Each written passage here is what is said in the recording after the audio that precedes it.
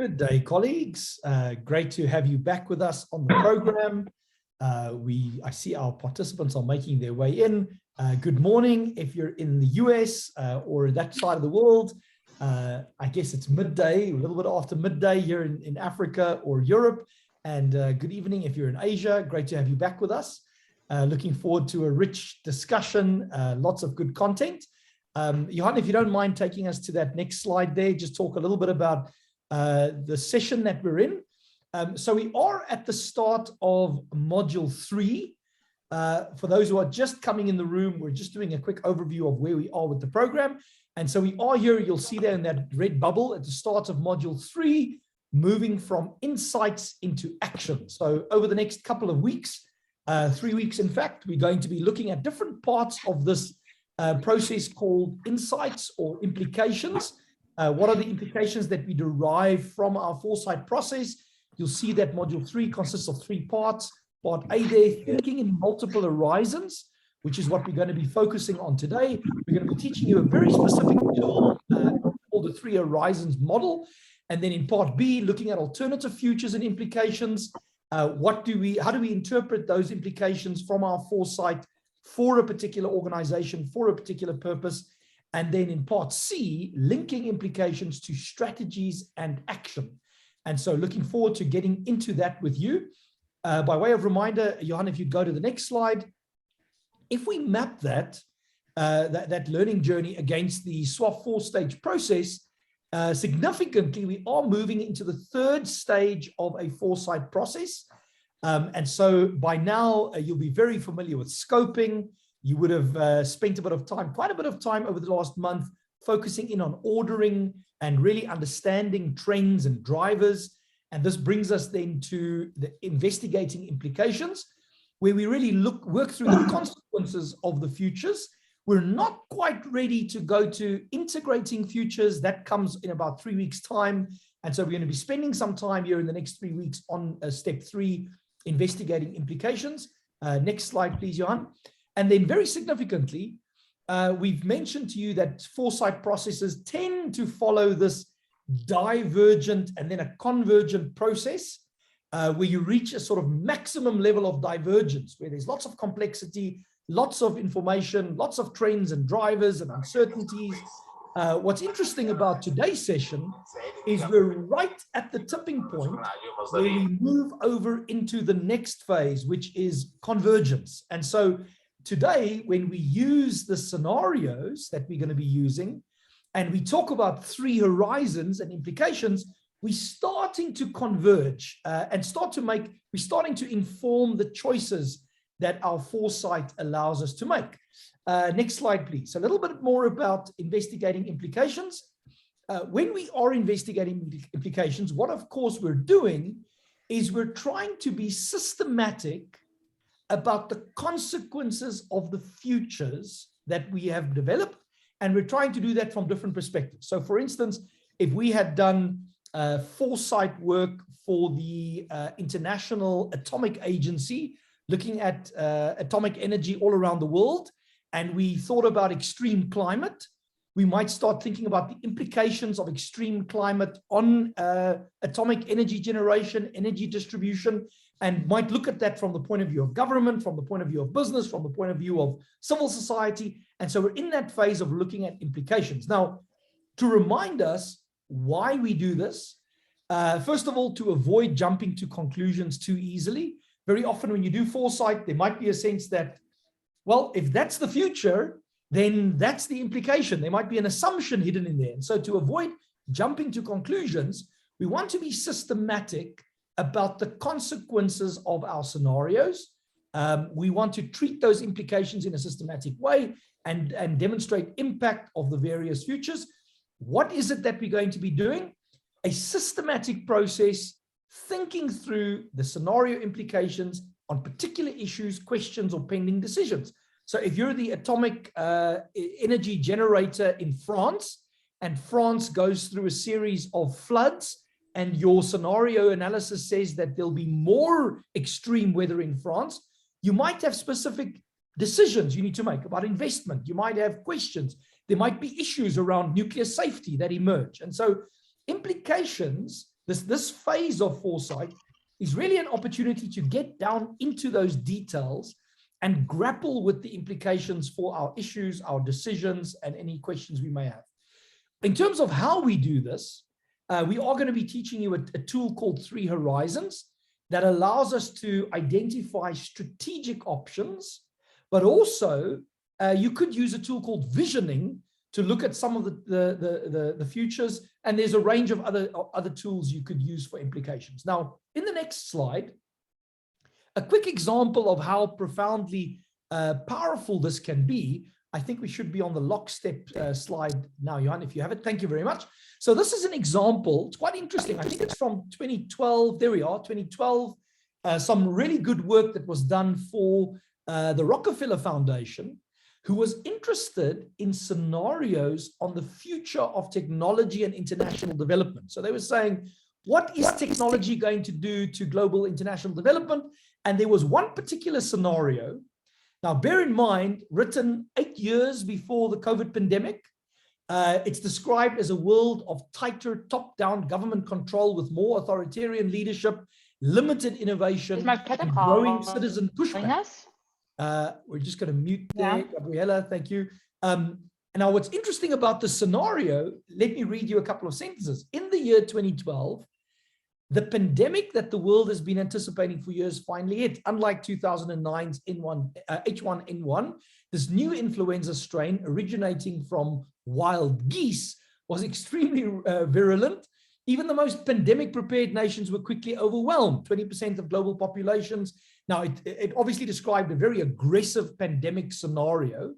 But if you look on the right-hand side in that right-hand column, very interestingly, halfway down, the Chinese government's quick response and imposition and enforcement of mandatory quarantine, there weren't any lockdowns at the time, as well as its instant and near hermetic sealing off of borders saved millions of lives, stopping the spread of the virus far earlier than in other countries and enabling swifter post-pandemic recovery. So it's interesting that in foresight, you could anticipate something as accurately and profoundly, so viscerally, as the lockstep scenarios anticipated the COVID pandemic. But the question that it raises is, did the scenario lead to implications? Did someone think about what the implications might be? And so what we're going to do in today's session, instead of producing a scenario, is we're going to think about how to use that scenario to develop implications. Imagine if you were the British government or the United Nations or the World Health Organization, and you had seriously thought about the implications of a Chinese lockdown in a global pandemic scenario, as the Rockefeller scenario had offered you the opportunity to do. It obviously would have led to quite interesting outcomes. Now, it's one of the other reasons why we do this is to move away from what you might call consensus thinking. So in a room, very often what happens in an organization is you develop what we call groupthink, including about the future. Sohail Inyatullah calls it the used future. In other words, we develop a dominant view of the future based on a borrowed or unconsciously borrowed future from someone else. Jose Ramos says, an image or idea of the future that someone else created in some other context, but to which we've become unconsciously or holding on to, blinding us to other more authentic and empowering ideas about the future. So part of why we go beyond scenarios to implications is to push our imagination, our anticipation outside of the realms of this quite limiting used future. And of course, the reason we do that is because we want to change the future, we want to influence the future. As Wendy Schultz says, you can't control the future, but you can influence it by what you choose to do and what you choose not to do. And so the implications phase is all about those choices that we have. Now, in our session today, we're going to be working with a set of futures, a set of scenarios in order to do this. What we've done is we've thought about how do we generate scenarios that are relevant to the UN. And so what we did is we went and found 4 key uncertainties contained in the introductory comments of the Secretary General on the common agenda. So in our common agenda, the Secretary General talks about all the trends happening around the world. And in all discussing those trends, he refers to conflict, climate-induced weather, equality, and solidarity as major issues, trends affecting the world. And these are uncertain. Will we see persistent conflict or dissipating conflict? Will we see exasperated climate-induced weather or stabilizing climate-induced weather? Will we see equality improving around the world or deepening inequality? Or will there be some kind of social contract in countries or regions around the world? Will there be greater solidarity in the form of public trust? And will people hope more in institutions, or will they lose their confidence in institutions? These are the major uncertainties framing the common agenda. Now, what we did is we combined those uncertainties in different ways to produce two high-level scenarios. I'm going to give you those scenarios very briefly, and then I'm going to invite my colleague Johan Schutte to take us through the three horizons process to derive implications from those scenarios. So here's the first scenario. In the first scenario, these four uncertainties of climate, weather, equality, and solidarity, they play out in a very particular way. So in that blue rectangle, conflict around the world persists. The climate stabilizes somewhat. Equality is undermined by deepening inequality. But as on the back of all of this, there's declining public trust. So if I read you the story or the scenario, it says this: in this scenario, global conflicts persist, leading to economic uncertainty. And the economic uncertainty leads to migration and a deepening level of global inequality. But because of the economic shocks arising from these conflicts, there's the unexpected result that those tensions between the great powers have the unexpected effect of reining in carbon emissions. And so a slowing down economy, an economy under strain, means that we're polluting less, which means the ecology has some benefits. So it has some positive ecological consequences. And in this mixed environment of conflict, economic trouble, and a slightly improving ecological environment, public trust around the world continues to decline. And so there's a real sense that citizens are losing confidence in institutions. Now, it's quite a dark scenario. It's quite a negative one. The next scenario, similarly, is a bit of a mixed bag. So in this scenario, if you look at the four, if we go to that next slide, thank you, Johan. If we look at those four uncertainties, they play out slightly differently. So in the scenario, conflict dissipates. So the major conflicts around the world get resolved. Climate-induced weather actually gets a bit worse. Equality starts to get a little bit better. And there's a sense of new hope in institutions. So how does that come about? You'll see it there in the description. In the scenario, global conflicts dissipate, leading to economic recovery and a resurgence of global trade. Because of that resurgence of global trade, there's increased consumption, particularly by the advanced economies, and this mitigates against our ability to rein in carbon emissions. So the economic success actually leads to a bit of climate vulnerability with detrimental ecological consequences. Now, this is a risk-laden scenario, but in this risk-laden scenario, there is a sense of buoyancy. People are generally optimistic, and increasingly they look to institutions with public trust, and they hope for a new social compact. So they're saying, look, as the economy improves, maybe we can do something about climate. Maybe the governments around the world, maybe multilateral institutions can come up with some kind of mechanism for a new social compact. Now, what we're going to do in the session is we're going to lend you those scenarios, those stories, and Johan's going to teach us how do we derive implications for the UN from those stories. Johan, let me invite you to take over and to lead us through that session. Thank you.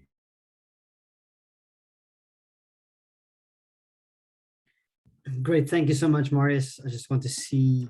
Okay, great. You can see me.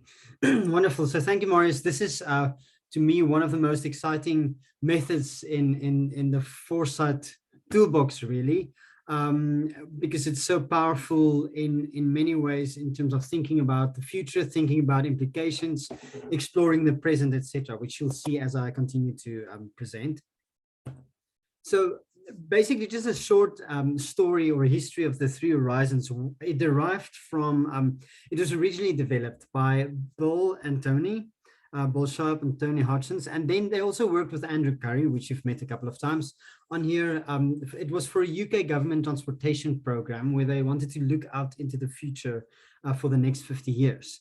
And what they wanted to do was really to test policies against different scenarios. It's a method you'll come across later in the program about wind tunneling, where you take scenarios and policies and you overlay them in a matrix and basically test the policies for each of the given scenarios.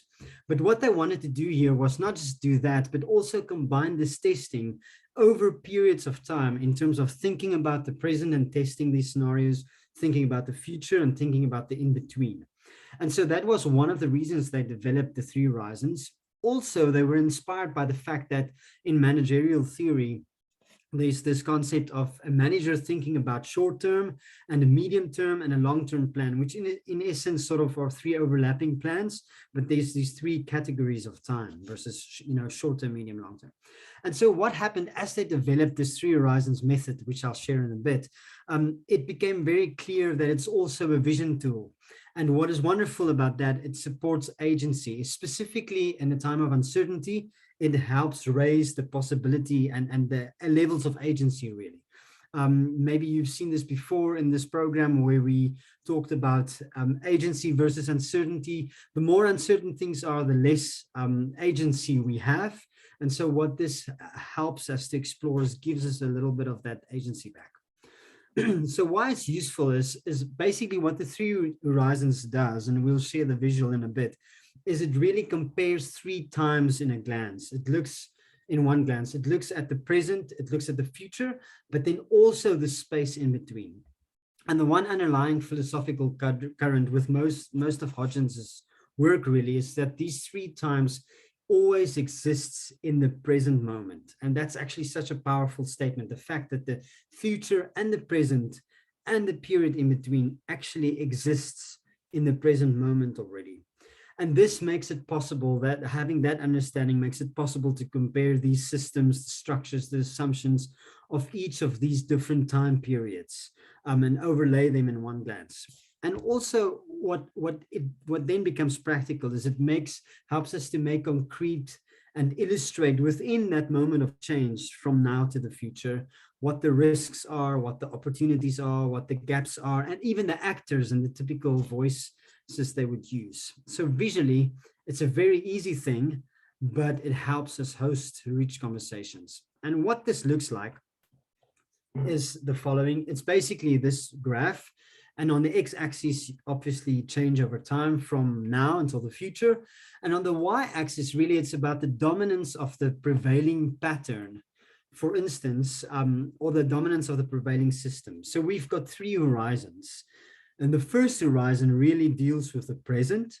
And the present, as you can see here, the dominance of the patterns of the prevailing system, the degree of acceptance of the ideas related to that system of horizon one, which is the present, is obviously dominant in the present now in 2020. But you can also see how it sort of diminishes and becomes less prevalent as you go towards the future.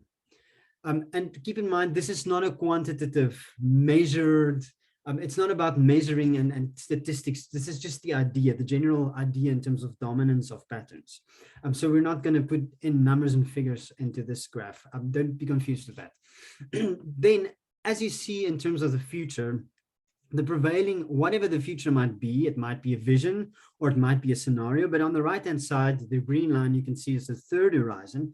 And what really happens there is in the future, it indicates that there will be a dominance of the patterns of thinking related to that system, which will be prevalent in the future, which we call the three horizon system, the third horizon. And then obviously in between, we've got the second horizon, which is very interesting and which will be a bulk part of our work today.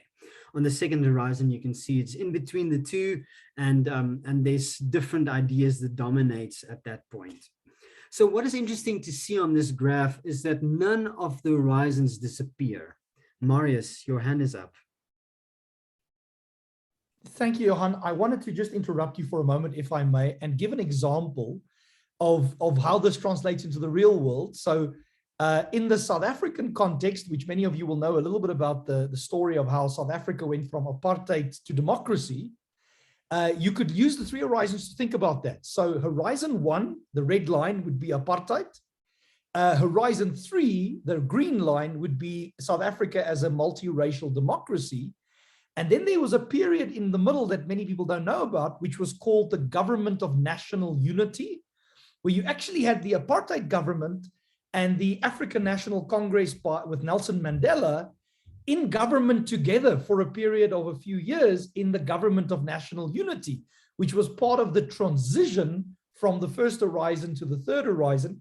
But in reality, underneath those three horizons, the society hadn't really changed all that much. It was sort of in a process of transition, which brings me back, Johan, to you about all three horizons being present at the same time. I just wanted to drop that example. Thank you, Marius. That's an excellent example, exactly. And we'll explore, obviously, the two horizons and the dynamics in terms of what happens there further in this session as well. So just the point then that thinking about South Africa, that's true and similar at the same as well, that these three horizons never really disappear.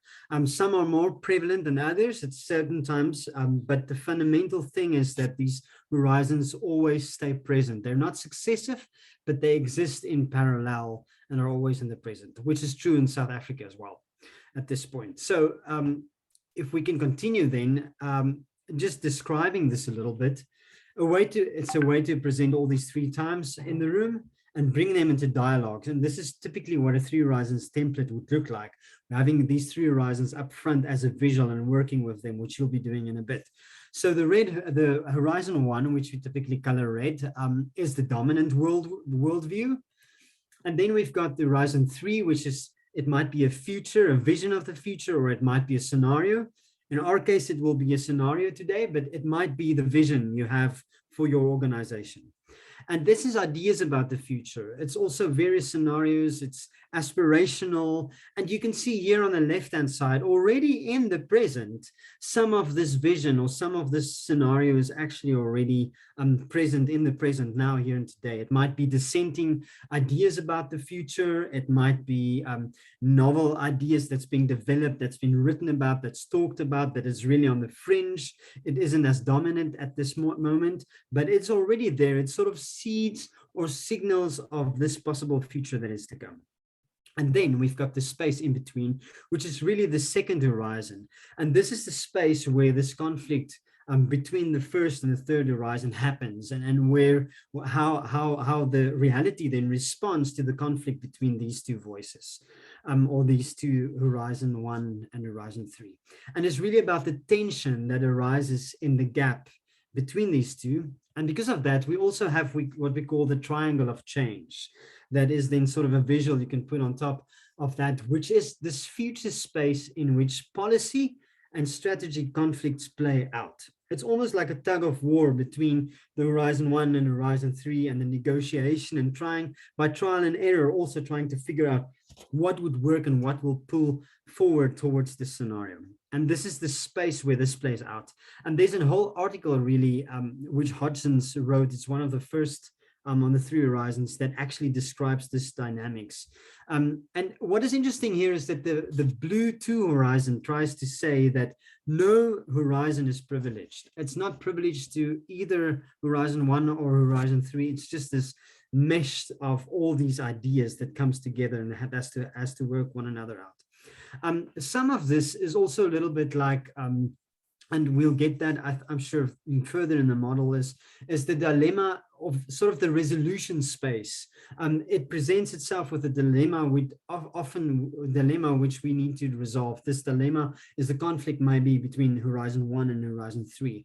And then this is never really resolved in a sense. It's really sort of moving towards a place that's very solid, versus a place where there's confusion and chaos. It's almost like between a rock and a whirlpool. And then you have this dilemma dance that actually happens in this Blue Horizon 2, where it's this tug of war, and every time there's a new dilemma that needs to be resolved. And when it's resolved, it can go either to Horizon 1 or it can push further to Horizon 3. So many ideas in the Blue Horizon 2 space don't make it.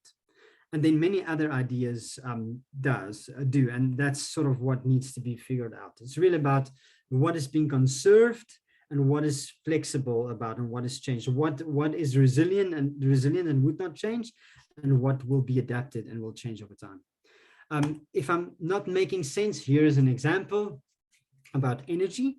On the far right, you can see the sources of energy. This is a vision of a sort of renewable future, a scenario about a renewable future. And we've got energy that comes from renewable sources produced more locally on the top right-hand side, where the 3 horizon ideas are the most prevalent in the future. But if we look at the present, where the ideas are most prevalent now, the types of ideas and the system itself is energy is mostly produced from gas and coal in big power stations. So it's really the current state of fossil fuel regime. And then at the bottom, we see small experiments. So this is a little bit old already. I think we've moved beyond this already, but on the bottom left with the present, then we see small experiments of what solar power and wind power can do. And, you know, it's all these ideas, or what it means in terms of what could be a mini grid or an off-grid solution and how that would look like in the future. And people are experimenting, etc. And then obviously in the blue area, that's then where this conflict plays out between these 2 energy systems and these 2 energy regimes. On a positive level, we've got rapid growth of the new renewable energy capacity. So that's signals of change that this future might actually be happening. Falling costs of production of renewable energy equipment and solar panels, etc., etc., etc. And another sign is financial disinvestment, maybe, in companies against coal. So, and that sort of pushes us, and this is part of the negotiation in this horizon, to pushes us towards the 3rd horizon. But the 1st horizon also speaks, talking about economic impact of stranded assets. What are we going to do with that? It's a system that employs many people. What are we going to do with the unemployment that results if we shift away from gas and coal? And obviously, how do we skill these people, and the skills shortage and reskilling, etc., which are all issues. So you can see in this intermediate phase, the Horizon 2, it's where these negotiations and this tug of war and these dilemmas sort of gets resolved, or at least try to be resolved. Another way, or something else that is worth mentioning, that is that in this Horizon 2, and that would be also where we end our work on our template today, in the Horizon 2, this is really also what people call a messy mix, a tension, or a place where people would work through their hopes and fears and their expectations, their preferred and unpreferred futures, and where this is negotiated. And in this Horizon 2, there's both short-term and long-term responses. Some responses takes a long time to play out in Horizon 2. Other responses might be quick. Other responses might make it or might not make it. But there's different levels of time and flows of time at that point. So it's really a messy moment. And in that sense, the graph could be skewed also depending on how this works out. Maybe the 2 horizon can take much longer and we can suddenly go into the 3rd horizon, etc. So you could play visually in terms of how these graphs really play out. But there's different speeds of change, some faster and some are faster and some are slower. And then what blue represents, the 2nd horizon, really is the overall time needed to significantly change the system from Horizon 1 to Horizon 3. And so one of the key words in Horizon 2 is innovation. But it's not just about products and services. It's also about social innovation. It's about governance, new ways of governing. It's about ideas, etc. So when we use the words innovation, we actually really mean social innovation in our case. And then, as I said, along the way, some things fail and some things stick, and this needs time to play out. Maybe just a couple of more comments before we quickly pause for a couple of questions. moving from Horizons 1 into Horizons 2 really needs energy. It requires energy to start. So something needs to happen, and all this energy needs to, it needs energy to support it to move out. And also it needs resources. A system, each of these systems, Horizon 1 and Horizon 3, are dependent on different sets of resources. And for a system to really work, for Horizon 3 to really work, it needs to become locked into different set of resources. So each system has its resources, and usually the one that is a success, the system that is successful is the one that actually has an emergence of resources, and where those resources are abundant. If the resources aren't abundant, it's most likely that that system will never happen, or the system, we won't move towards that system. So basically what happens is we go from one system that's locked in by a specific set of worldviews and a specific set of resources and how it's being used, to another system with other ideas, other resources, and other ways of how these resources are being used, and worldviews. So if that makes sense. And in that sense, there's something which we call theories of change, or theories of social change, not theories of change as we know it and would use it in the UN system, but theories of social change, how society changes over time. For instance, using progress, development, technology, culture, conflict, cycles, the market, power theory, evolution, etc. And all these theories of social change have a play and have a say in what happens really in Horizon 2. I think that was a lot being said. Just for a couple of minutes, we've got about 3 minutes before we will start introducing the exercise. And I haven't looked at the chat, but any questions or comments? So what I'm going to do is I'm just going to put up a good graph of this horizon, of the 3 horizons. Marius, I think you can just help me answer questions as well. And anybody who maybe want to add comments or ask something. And I hope this makes sense. Yeah. Johan, just for me to come in as participants are formulating their questions. There aren't any questions in the chat, but let me say one other thing, that the way we've explained it, and Johan did a great job of explaining what the 3 horizons are, the model can be applied to various different things, from the change in a country to the change in an institution, or the change in an entire system, like an energy system. It is a generic, it's almost like the futures triangle in that sense. It's a thinking tool that makes that emphasizes the shift between these 3 horizons. And we'll see in a few minutes how powerfully that can be used. Any clarifying questions from the participants? Anyone would like to go ahead? I see there's a question in the chat. What is the most effective time horizon to use with the model? 50 years, 100 years, 10 years, upper and lower limit, and which is less effective? Johan, your view on that?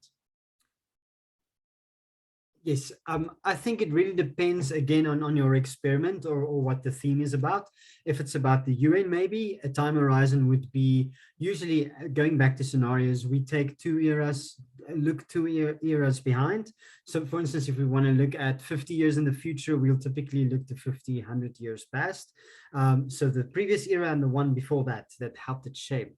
But for me, in that sense, I think if you're maybe an organization and you're doing business and you're thinking of innovative ideas, maybe a 5 to 10 year time horizon is fairly adequate, because things, for instance, in the technology space changes quickly. When you're thinking about a country, as in the case of South Africa, which Marius mentioned, maybe then 100 years or at least 75 or 3 sections of 25 years, for instance, would be useful, maybe spanning this whole thing about 75 to 100 years across time. So it really depends on the focus. Marius, I don't know if that helps, and if you want something to add. I think that is useful. I think that the answer there isn't a fixed rule about the time horizon. The time horizon is informed by the system you're dealing with. So if I'm in the mobile phone industry where you're iterating a new innovation every 8 months, well, then you've got a very short time horizons. But if you're in the mobile phone infrastructure game, which takes 10 years, 15 years to build, you need to look out 30 years. And so the system that you're looking at determines the time horizon. There was another question, Johan, Fabio saying, is there not a risk of putting too much attention on the middle piece, the transition, instead of the other steps? Your sense? Actually, and you'll see in the exercise, half of the time we'll actually spend only on the middle step, because once we have the defined vision, for instance, if it's a vision we're working towards, and that is clarified, we obviously want to know how to get there. What are the risks and the opportunities and the gaps? Or if it's a scenario, we want to, maybe if it's a preferred scenario, we want to see how we can get there. Or if it's a negative one, we want to see what things in those scenarios we want to avoid. And that makes actually step 5 with the center, the transition area, very, very important. Also, maybe just one thing I want to mention in terms of the present, the Horizon 1, when we do this, we always just compare the present with the future. So we can continue describing the present forever, but what we're really interested here is to describe the present as it is different than the future. And once we've got that, the two juxtaposed, actually, we actually really want to work in the middle, because that's where we want to see the risks and the opportunities and the implications. So that's actually almost our main focus in the end. Maybe one thought to add there, Johan, about you can act in the present, and you can act from a policy point of view or a strategy point of view in order to enact the second horizon. But it's very rare that you can initiate an action in the first horizon that leads directly to the third horizon. And so the real magic of the model is it allows you to think in a more sophisticated way about moving from where you are to that third horizon. Or if the third horizon is a risky horizon, an undesirable horizon, it can show you how to mitigate against it in that second horizon. But I think that that's a good starting point, Johan. Thanks for those explanations. Back to you on the exercise.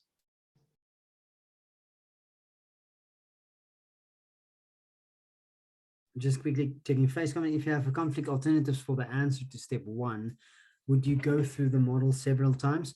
I think, Faye, the focus point is the future, whether it be a vision or a scenario, but this whole template really is hinged on the future which we want to explore.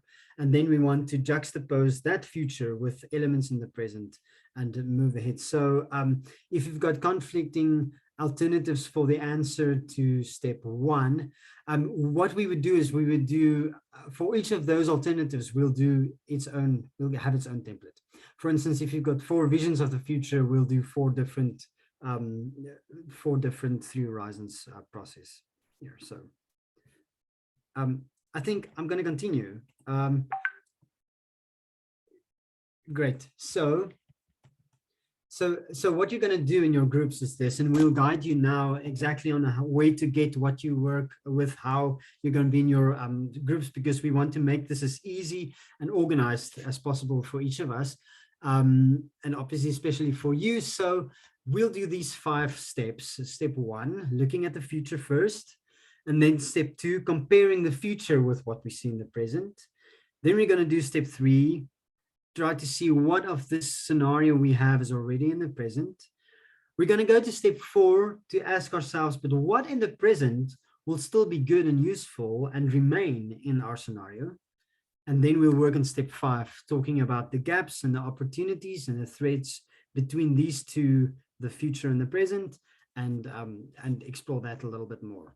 But what I'm going to do now is I'm going to share a different screen. And you can work with me just to make this very, very easy for you, and to make sure we want to ensure that you are able to access the space you want to, or you need to, and also be able to work in your groups. What we want to do is we want you to go to your house space group, and then look up your name and your assigned group. Delphine has a picture which she's added in the house space, which I'll show in a bit, and there your name at this point would be allocated, and that indicates to you the group you're in. But you'll be automatically put in that breakout room in any case, but it's just for you to know, because if you go there in house space, you'll also be able to access the document we'll be working on. So I hope I'm sharing my screen. At this point, yes, I am still. So there you can see the house space page, And I think Delphine has added the HouseSpace link in the chat. Thank you, Delphine, for that. And there, just go and have a look at where your name is. This is how you've divided. You've been divided room 1, room 2, room 3, and room 4. Once you're done with that, below that, there's another file, and that is the file we'll be working on. And you can use this link. And when you open that link, you'll get a very long and extensive page, but this is essentially what you're going to be working with. If you're in group 1, go to group 1. You'll have 4 slides. Group 2 has 4 or 5 slides as well. So now the exercise you're going to do, hypothetically, if you looked yourself up, you know you're in group 1. So you'll meet your people in group 1. What we're going to do once you're in your groups, you've got 5 minutes to introduce yourself to the group. So we've built that in. Am I sharing? I hope I am. Sorry, just let me do this again. There we go. Okay. So you've got 5 minutes to introduce yourself to your group. Then you quickly go and study your scenario on the next page, and which is useful, this description, so you can have a look at that. 5 minutes to introduce yourself, quickly study the scenarios, and then do the 5 steps of the 3 Horizons methodology. And you will have this as a guide in your document. So what you will do first is you look at the future. Where might you go? And this is describing the scenario you have allocated for in your groups. So if you're scenario 1 and you're in group 1 with scenario 1, you'll describe your scenario. Describe it just briefly in 5 minutes. You don't have to be too elaborate or comprehensive, just enough so that you feel as a group you understand and have described the scenario enough to be useful. Marius, your hand is up. Thank you, Johan. I just wanted to add one comment. So colleagues, once you're in that deck and you're looking at the scenario and trying to describe it, just bear in mind that the scenario is a scenario about the world, like the state of the world. And so when you're looking at the third horizon, what might that look like, that scenario in that third horizon? And you can describe it in any way that you're comfortable. Just to bear in mind, it's at that global level. Also at this point, important for us is to go through the whole motion of the process so that you have a feel and an understanding of what this method is about. So it doesn't have to be comprehensive. Just try to spend 5 minutes in each of these blocks so that you can move through the process and through the horizons. Thank you, Marius. So describe that scenario and make sure that you have an overall sort of understanding of what this scenario is about. Then you go to step 2 in the next 5 minutes, where you describe the present, but then not just anything of the present, see how the present is different from the future. That's actually what this piece is about. So it's not really describing the whole of the present and everything that's wrong with the world. It's just describing how the present now is different from the future that you described in step 1. And then in step 3, you've got another 5 minutes where you try to see what of your scenario is already happening today. What signals of change are there that points towards the future? Is there any signals, weak signals, maybe scan-ins or ideas that you see might point to working and going towards that future? Then in step 4, you also have a quick discussion of, in your scenario, what of the present would most likely continue or would help support and help the scenario to thrive? What will the scenario not drop, but actually take up and make its own from the present? And then once you've described these worlds, the future and the present, you go to step 5. And there you spend 15 minutes thinking about what are the gaps you identify, what are the opportunities you identify, and what are the threats you identify. Obviously, if it's a scenario you want to avoid, there might be more threats, and more opportunities to not to try and avoid and prevent those threats. If it's a positive scenario, the character of what the opportunities is might change. But just try to identify what the gaps are between the present and the future, the opportunities and the threats. Do that for 15 minutes, and then you go on to the next slide, and this is then your final assignment. Based on your scenario, and assuming that your scenario will be the emerging future. Based on the gaps, the opportunities and the threats you've identified, develop one idea for social innovation. And this idea could either be a threat from your scenario you want to avoid, or it can be an opportunity you could make use of. In other words, take your descriptions here and see if there's one social innovation that can either prevent the bad in the future you have on your template, that which is bad, or actually move us toward a better future. So try to get one social innovation which avoids a threat or enhances and uses an opportunity. And then just write this down here.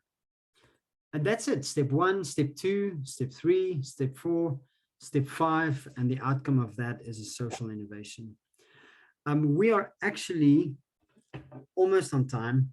Just quickly, I just want to make sure that there's no questions in the chat. Can you clarify what you mean by social innovation? Tamara, yes.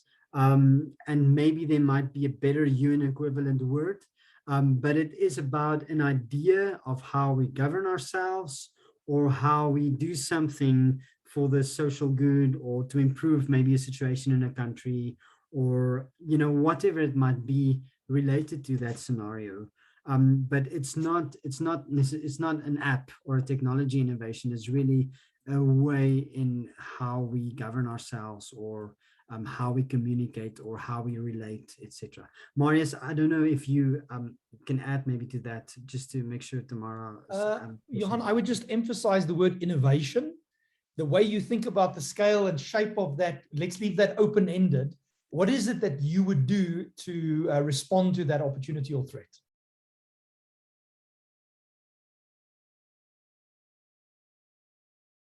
Johan, you've muted. Great. So then just a couple of final comments. So there'll be 4 facilitators. Finn Strevens and Iman Jamal also joined us. And we will be going in and out of the groups. If we're not a lot of groups, I think we are actually only 4 groups, then we will be allocated 1 facilitator to each group and we'll remain with you throughout the process to guide you. So if we jump into the groups now, if you still have a question, you're welcome to not join and just stay in this plenary room to make sure you know what to do and your questions has been answered. And then we'll be back around about 25 minutes to the hour, maybe a little bit later. But Delphine will keep us to time and, constantly tell us, go to step 2, goes to step 3, goes to step 4 to make sure that we're in time. Thank you so much. Delphine, I think you can hit the breakout button, and if you have any questions, just quickly stay behind before you go to your group. Thank you. Perfect. Thank you, Johan. Participants, you will see a window that opens up, welcoming you to your breakout room. They are now open.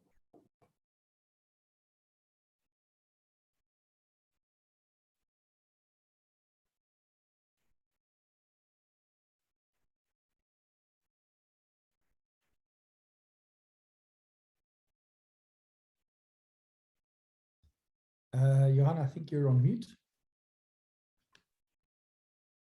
Okay, great. Looks like everybody's in their group, so they're eager to work. Finn and Iman, you've been assigned to your odd or even scenario you prepared.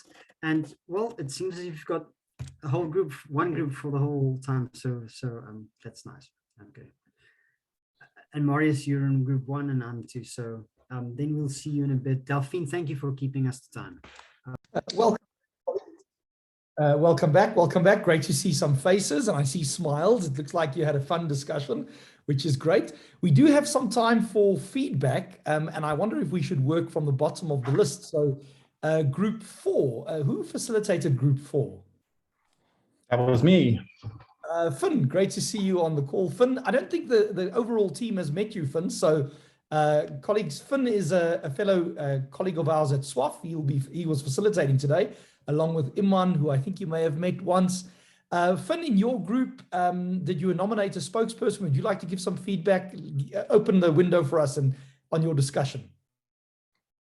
We didn't nominate a spokesperson though, so I'm very happy to give some feedback. Although if anyone in my group would like to lead on this as well, please do jump in.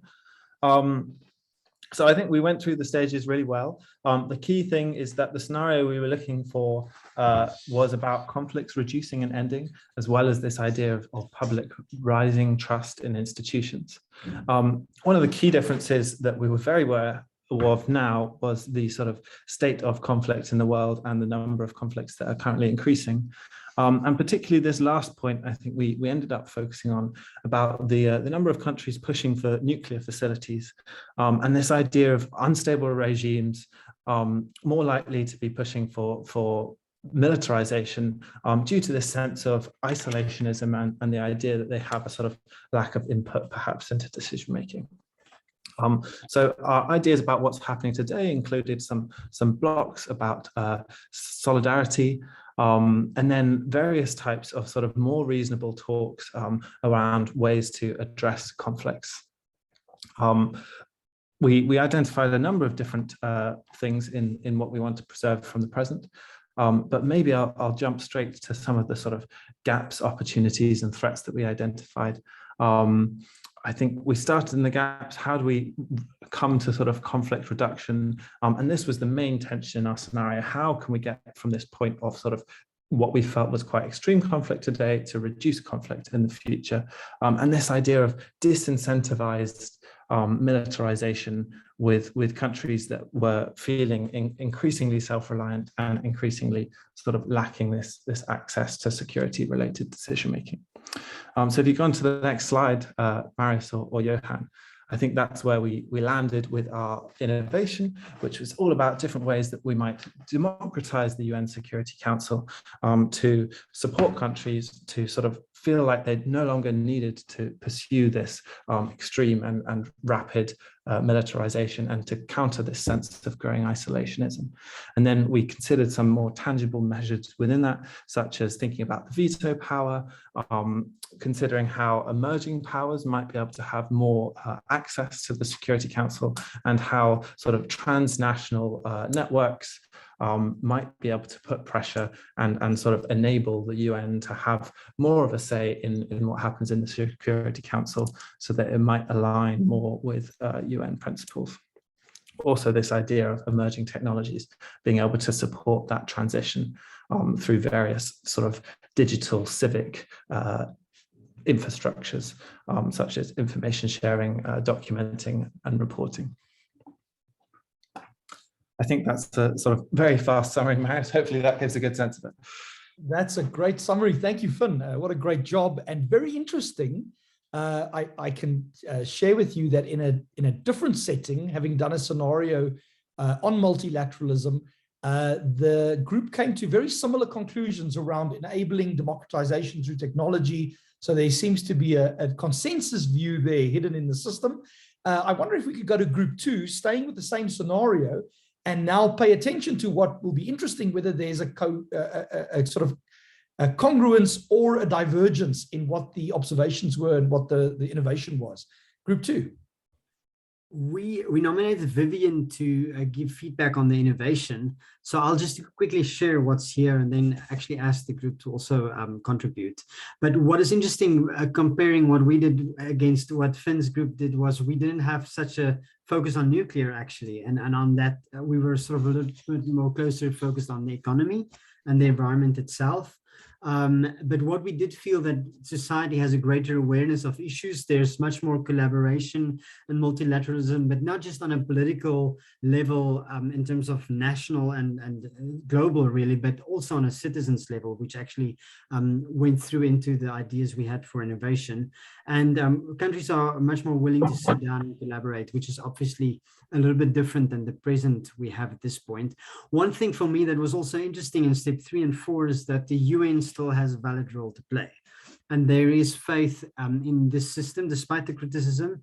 And also we can see in the future scenario that the UN really is still present as a powerful multilateral forum. I don't know if there's anybody in the group that maybe want to add to this page as well before we go to the innovation.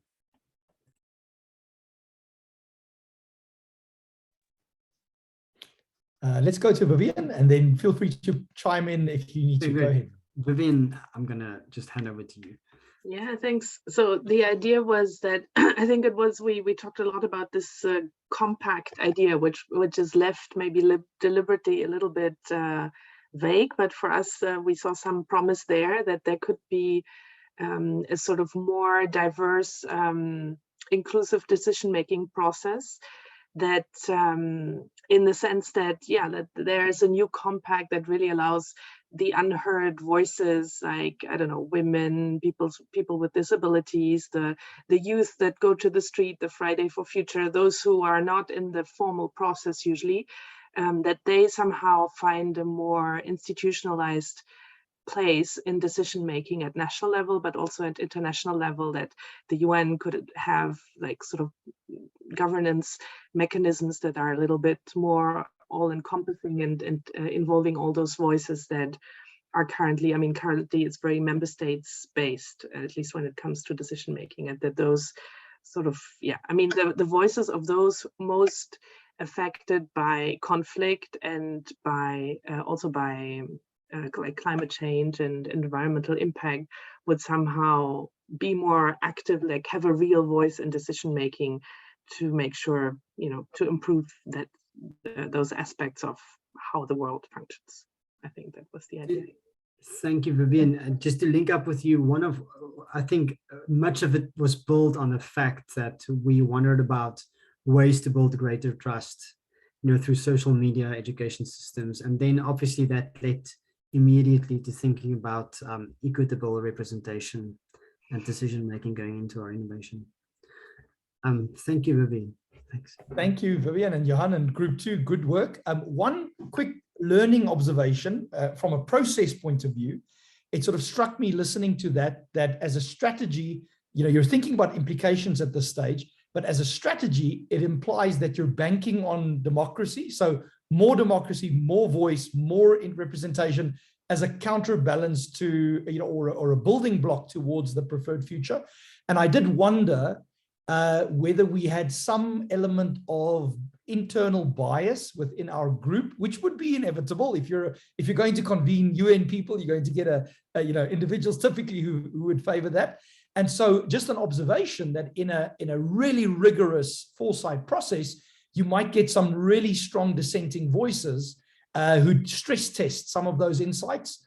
But excellent work and very interesting. Shall we go to group, what was it, group 3, please? Sure. We did not have time to nominate a spokesperson, but I'm happy to pass it on to anybody who does want to come off mute, because we had quite an active discussion. I'll quickly sort of just run you through our process and what came up in our conversation. And then if anybody else wants to add, please do. Essentially, we had a different scenario, which was focused on climate change stabilizing and conflict increasing. And we sort of veered towards a bit of a pessimistic picture of the future at different points and tried to catch ourselves off. There was quite a bit around sort of inequalities, fragmentation of society, and the role of sort of more conflict, for example, between China and Taiwan in the future, conversation around sort of the role of nuclear weapons, and a sort of a lower role of multilateral systems. So quite a bit of talk around multilateral organizations in the UN. What was interesting was when we spoke about what do we need to preserve from the present, so the current situation, and thinking about this scenario, there was a lot of talk around food and fossil fuel shortages, so resources, the role of misinformation and higher distrust in fact-based media, leading to sort of exacerbating conflict. Quite a bit of securitization and increased military spending. Quite a few instances that we can already sort of see in the present day. And then when we moved on to step 5, which are what are the gaps, opportunities, and threats we see in this transition, where we did this in 10 minutes. It's a bit rushed, but the things that sort of came out strongly around opportunities and threats were, in terms of opportunities, was the role of multilateral institutions as peacemakers in conflict. And then the role of sort of movements of solidarity in different regions helping drive peace and reducing conflict, and higher trust among citizens in public institutions. And there was a bit of conversation there around the initial role of COVID in actually increasing public trust around institutions, and then we saw a blip later on. So there was a conversation around that. In terms of threats, there was a bit around sort of mass migration due to conflict. There was high food prices and energy price shocks, which could be a bias based on what we're seeing today, given like economic circumstances. And then the threat of a lack of capacity at the multilateral system to address these new threats. So again, quite a bit around multilateral institutions. And if we move on to sort of the social innovation tool we spoke about, and just an interesting observation from my side was, first there was a question around really what is a tool for social innovation? What does that sort of mean, right? And then we moved on to talking about sort of the role of conflict as a threat that we thought would be something we'd respond to. And that's where multilateral institutions came up again. So we picked the rebirth of the UN, so the UN 3.0. And to describe this, we spoke about a reformulation of the UN, which integrates different architectures within the UN, removes silos, and helps it move towards a body to promote sort of peace, equality, and security. And yeah, I think that's it in summary. Does anybody from my group want to come off and add anything to that? Iman, thank you for that. And looks like you had a great discussion in group 3. In the couple of minutes we have before we have to go on to the last bit of teaching from Johan, Fabio, I wonder if you would mind, maybe if we start with our innovation slide, Johan. Group 1 ended at a very similar point where group 3 ended, but with some other bells and whistles. If Fabio, if you don't mind giving us a bit of feedback on that. Yes, thank you, Mario. So we discussed a bit in a similar way as the previous group. So rethink the system to better serve our communities means that we need to find ways, the UN will find ways to work directly with communities and not passing every time through national states and governments that sometimes blocks our capacity to be effective. And this is one point. So working really at the community level, also changing democratic process through this new way of working. And at the same time, we wanted to point out a bit the regional level. So we spoke about regional multilateralism because the regional level is also very important in order to tackle specific regional issues and problems. There was an example about the Arctic, the activities in the Arctic in terms of security, economics, and so on. And this way, so the UN system that moves down from the global and from the headquarters to move to the roots of the country with the populations, and at the regional level, fostering regional multilateralism. But I don't know if colleagues in the groups would like to add something. Thank you. Thank you, Fabio. And unfortunately, we don't have time to go back over the previous slide because there was such great work done. But since it was my group, I'll apologize to them and say we have to move on in the interest of time. Johan, there was a question earlier in the chat about whether sometimes there's a sort of a status quo view that is difficult to upend. And this brings us onto the topic of voices in the 3 horizons, if you'd like to take us into that.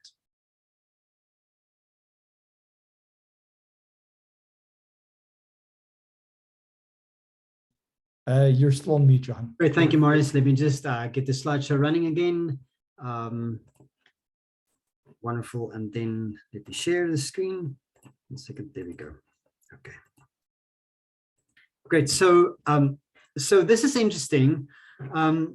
Another way of viewing the 3 horizons, which is fairly easier to understand, and a standalone really approach you can take if you, depending on the group you're working with, but it's about the 3 horizons, seeing them as actors in a dialogue with one another.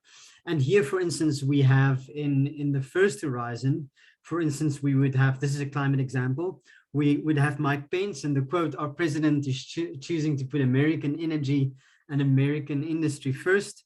And obviously then this horizon, if that were Horizon 1, is based on an economic model. It's supposed to sustain the status quo. It's about jobs. And of course, this is true because it's about unemployment.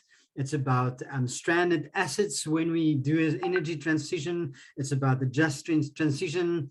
So maybe deferring to the status quo, sustaining the coal industry and the fossil fuels guarantees jobs and the economy, etc. So that's a typical voice of Horizon 1 if we're thinking of a climate change and energy transition voice. Then the second voice would then be, for instance, here the example is Alok Sharma in Horizon 2, who was the president for COP26. And this is really about trying to innovate and to carve a path forward, trying to negotiate between the different voices in Horizon 1 and Horizon 3. Then in Horizon 3, for our climate change example, that would be Greta Thunberg in the Extinction Rebellion, which really presents a vision of the future where we have no fossil fuels and we do need to get out of fossil fuel industry very fast, you know, just to save the planet and to save the ecology, etc. So there's really this visionary voice, or a voice of the future that is very strong and contrasts very greatly to Horizon 1. So that's just an example. And with that then, what I think we can quickly do is just have an exercise in the chat. Oh, let me just quickly share this. Just to give this a little bit more link this to the Horizon graph itself. You've got the maintainer view, you've got the entrepreneurial view in Horizon 2, and then you've got the visionary view in Horizon 3. And then there are ways in which they talk with one another because they're in a relationship with one another. The maintainers are in relationship with the Horizon 1 and 3, and the visionaries in Horizon 3 again with Horizon 1 and 2. And there are ways that they can view each other that are beneficial or not. So in the chat, we're quickly going to just do a quick fun exercise. And we are participants. Imagine for a moment, we're participants in a working group at a global summit about the future of governance. And we have to discuss the following motion. There's a motion that in the future, mayors should replace national representative at the UN, basically because of the background of cities, you know, where more than 60 or 70% of the earth in the future global population will live in cities. So this is really a motion that is not just, you know, presidents or national governments that should be represented at the United Nations, but really mayors representing their cities. Now, in a quick moment, I would want to ask for you, let's try and look at these typical quotes the maintainers and the visionaries and the entrepreneurs would have, or views. What do you think the visionaries in such a statement would, what would they say? And you can add that into the chat. Anybody who wants to have, you know, give voice to the visionaries, because their vision is that mayors should replace national representatives at the UN. What type of talk would they, what would their comments be? Anybody? You can just add into the chat. And facilitators, you're welcome to help us along as well. Vivian, and while everybody's thinking, this links a little bit obviously to your comment about the voice behavior of the different horizons, because your comment essentially says that the Horizon 1 voice remains the strongest and say they want to sort of maintain the status quo. Great. So Marius is saying cities are the new unit of human well-being, which could be, yes. The visionary voices would say, yes, it's important to do localized decision-making. Thank you, Louisa. One more from the visionaries. If we want to replace national representatives by mayors, what voice would that be? Great. Many mayors represent political parties, so they may be biased. Also, mayors may represent a small community, not the whole country. Othman, you are a maintainer, so your quote actually is the second one. Great. Just Celia, think global, act local. Yes, that is maybe the voice of the visionaries. Now, quickly, the maintainers, and Othman actually already put us into that, talking about, you know, mayors are biased and they don't represent necessarily the community as a whole. So that might not be a good idea. Blair Stevenson is asking, can mayors more often be entrepreneurs? Okay, hold that thought on the entrepreneurs. Anybody else on the maintainers who don't think this is a good idea? Othman says mayors don't represent the everybody necessarily, or the whole community. What else would maintainers say? Great. Vince Stevens, just plain, it can't work. It would introduce too much administrative burden on the UN. That's a great case. I agree that it's going to be a big administrative burden. Anybody else? Countries or citizens have legitimacy, not cities. Okay, great. And then obviously maybe 1 or 2 comments on the entrepreneurs. Anybody who wants to just give voice to the entrepreneurs quickly. What would they say, trying to bring these 2 voices together? Maybe they could be a dual system or whatever. Anybody? I'm waiting for 1 comment and then we're going to move on.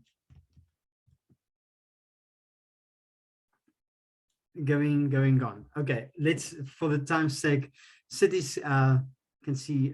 Okay, that's a super interesting comment, Marius, for the entrepreneurs. I can see cities, the cities blockchain virtual council, and we need to have the sound of communities represented. Great. Okay, so you get the idea. One thing that is important and what we want to illustrate is that there can be an unhelpful conversation between the horizons, where Horizon 1 views the others as too risky or irrelevant. Horizon 3 views the others as dinosaurs or they compromise. And then Horizon 2 views Horizon 1 as obstructive, Vivian, the conversation you mentioned. Or Horizon 3 is just too visionary and impractical. It's like Finn said, it won't work. And these are the type of words, ways people can view one another. It can be an unhelpful conversation. But then Bill really says this, and this is for me a beautiful quote. When each party is able to see that if no one keeps the current system going, the future cannot be resourced. And that if there is no action towards future needs, the existing system will collapse. If they can see that, then a much more fruitful discussion becomes possible, which I think is a profound quote. And so there is a different way of viewing one another, where Horizon 1 views the others as, Horizon 2 as ideas, and Horizon 3 gives us the hope. And Horizon 3 views Horizon 1 as something that's has heritage. What do we need to keep? And the entrepreneurs are the allies of Horizon 3, for instance. Just 2 more quick comments before I hand over to Marius.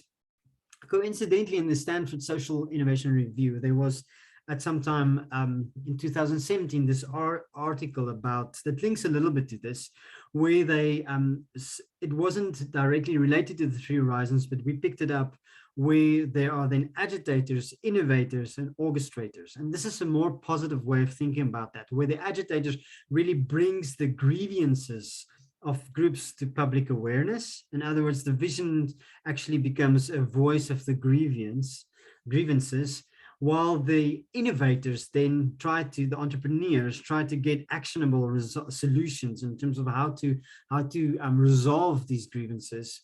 And then the orchestrators, which is Horizon 1, really at this point would be the one with the resources.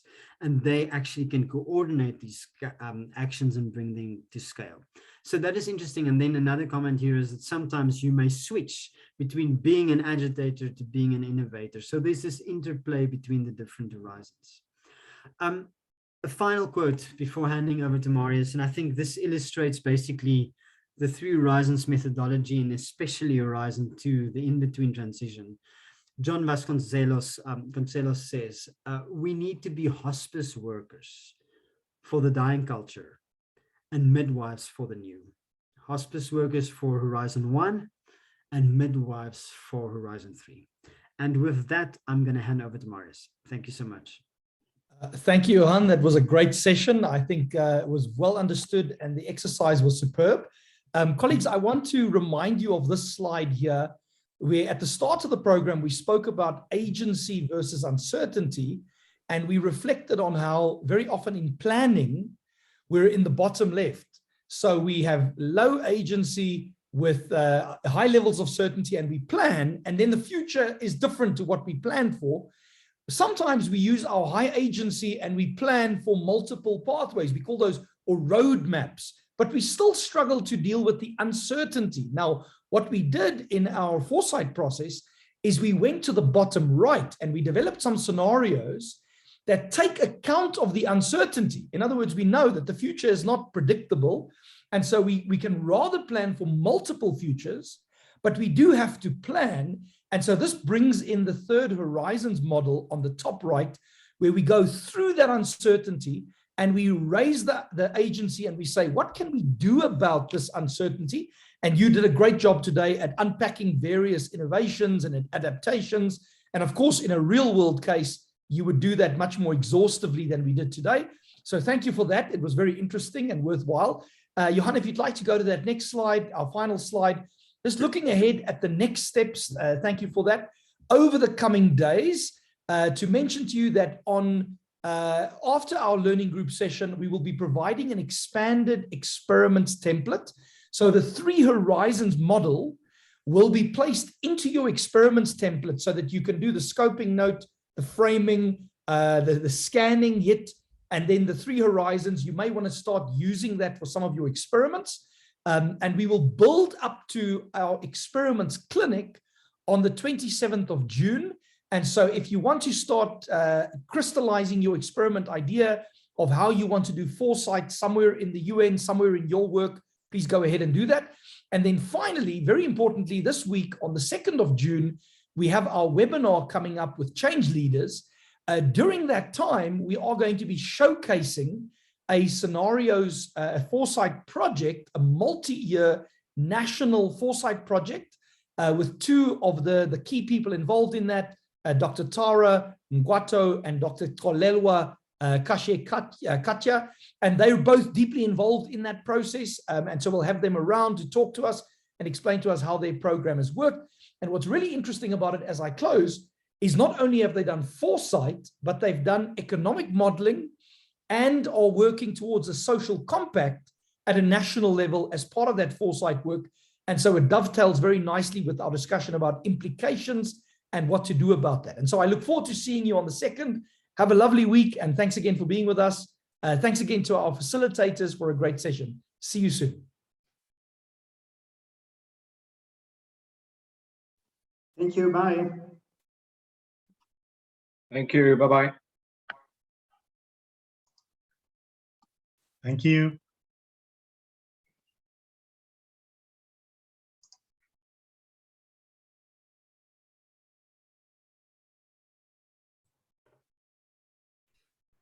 Anga, Yadi, I see you're still in the room. Any